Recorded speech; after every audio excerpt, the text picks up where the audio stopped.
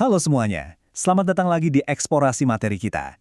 Nah, jujur aja aku lagi antusias banget nih, soalnya hari ini kita bakal jalan-jalan ngeliat gimana sih sebenarnya mesin atau komputer itu mencari informasi. Maksudku, dari yang awalnya cuma beroperasi kayak katalog aku, sampai sekarang bisa jadi otak AI yang super pinter dan intuitif banget. Bayangin aja, mesin yang dulu bahasanya cuma angka 0 dan 1, sekarang literally bisa ngebaca dan paham bahasa kita. Keren banget kan? Oke, biar lebih kebayang, coba dipikirin pertanyaan ini. Buat kita manusia, insting kita langsung jalankan kalau dengar kata menanti dan menunggu. Kita tahu itu artinya sama. Tapi buat komputer, dulu tuh mereka cuma ngelihat itu sebagai barisan kode biner yang beda total. Terus, gimana caranya mesin bisa tiba-tiba punya pemahaman makna atau semantik sehebat itu? Nah, misteri inilah yang bakal kita bongkar habis-habisan hari ini. Buat ngejawab misteri itu, ini dia rute perjalanan kita. Pertama, kita bahas dasar pencarian informasi. Terus yang kedua ada TF-IDF buat menghitung bobot kata. Ketiga, kita masuk ke word to fact soal gimana mesin memahami makna. Dan ditutup dengan bagian keempat, evolusi model pencarian. Yuk, langsung aja kita mulai. Oke, kita masuk ke bagian pertama, dasar pencarian informasi. Nah, masalah paling basic waktu kita nyari informasi itu gini. Gimana caranya nemuin satu info spesifik di lautan data tanpa harus baca semuanya satu-satu? Analoginya gini deh. Bayangin kamu lagi pegang buku super tebal.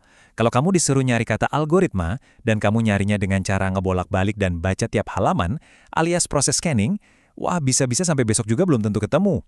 Di dunia digital yang jumlah dokumennya ada miliaran, scanning itu mimpi buruk banget buat efisiensi. Terus, apa dong solusinya? Jawabannya, indexing. Sama persis kayak indeks di halaman paling belakang buku fisik yang ngasih tahu halaman berapa aja suatu kata itu muncul, komputer juga pakai yang namanya inverted index. Jadi daripada ngebaca seluruh isi dokumen pas kita lagi nyari sesuatu, sistem itu sebenarnya udah lebih dulu ngerapihin dan nyusun datanya. Hasilnya, pencarian jadi super kilat. Dan yang paling penting nih, ini bikin sistem bisa ngasih peringkat dokumen mana yang paling cocok atau relevan buat kamu. Lanjut ke bagian kedua, TF-IDF, atau gimana caranya menghitung bobot pentingnya sebuah kata.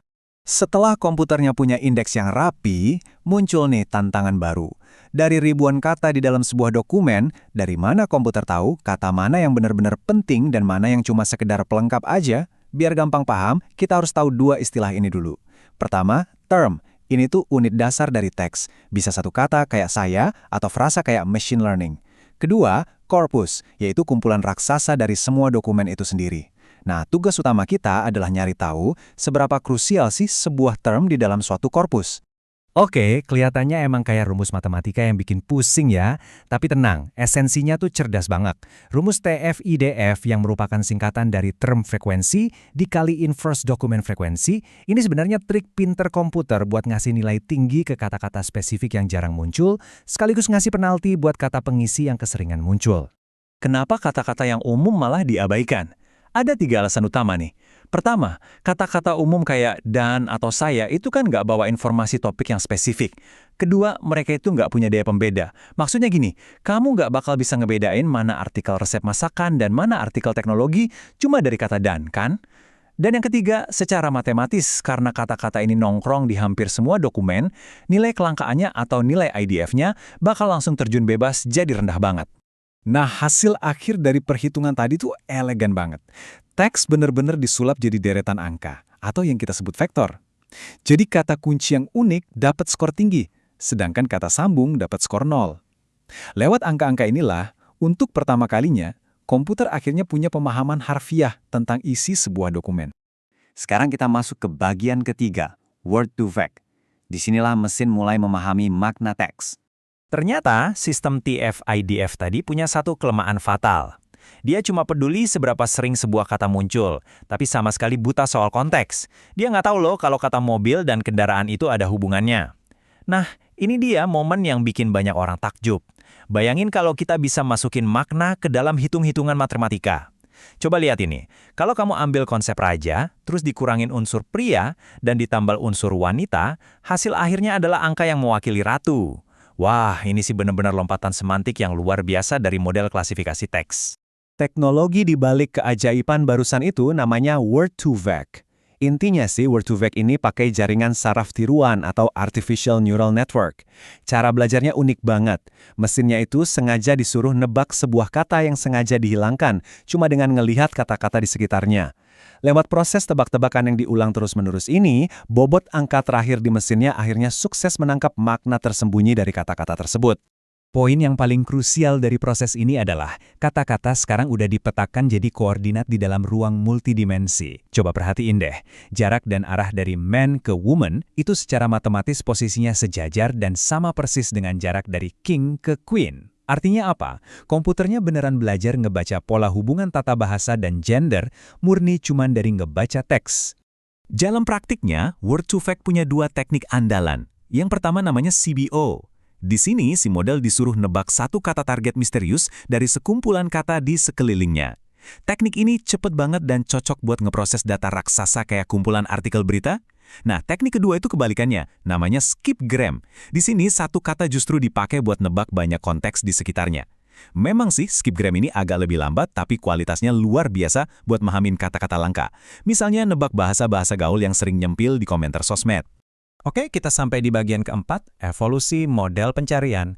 Kita lihat perjalanannya dari katalog biasa sampai jadi AI. Setelah tahu gimana caranya kata dikuantifikasi dan diekstrak maknanya, sekarang mari kita gabungin semua konsep tadi ke dalam garis waktu ini. Di era 1, kita mulai dari model boolean yang kaku banget. Terus, bergeser ke model ruang vektor yang udah bisa ngasih peringkat di era 2.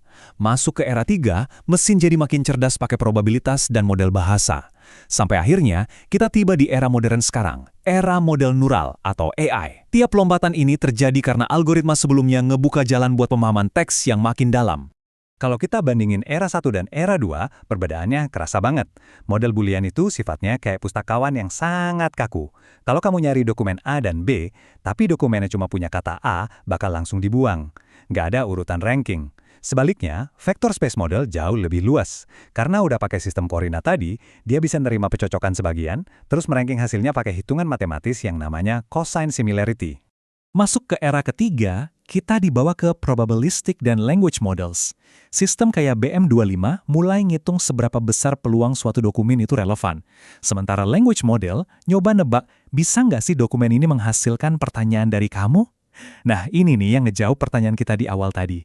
Karena model ini udah nelan jutaan lirik lagu sedih, secara statistik dia jadi paham kalau kata menanti dan menunggu itu sering banget muncul di pola kalimat dan nuansa emosi yang sama. Dan akhirnya kita sampai di puncak evolusi, neural models. Mulai dari sistem two tower yang kilat banget ngubah dokumen jadi vektor. Terus ada cross encoder yang memproses pertanyaan dan dokumen barengan biar akurasinya super tinggi. Dan bintang utamanya saat ini, generative AI. Contohnya Retrieval Augmented Generation atau RAG. Mesin sekarang nggak cuma ngasih setumpuk link buat kamu baca, tapi mereka yang baca dokumennya terus ngeracik jawaban baru yang spesifik buat pertanyaan kamu. Dan ini nggak bawa kita ke suatu pemikiran penutup. Kita udah bareng-bareng lihat gimana pencarian berevolusi, dari yang tadinya cuma nyari kecocokan kata persis, sampai jadi AI yang bisa paham, mikir, dan ngerangkum informasi. Jadi pertanyaan buat kalian nih, kalau kecerdasan buatan sekarang udah bisa ngeracik dan ngasih jawaban secara langsung ke kita, kira-kira apakah suatu saat nanti keseluruhan konsep mencari dokumen itu sendiri bakal lenyap dan cuma jadi kenangan sejarah? Coba deh dipikirin. Terima kasih banyak udah gabung di eksplorasi materi kali ini.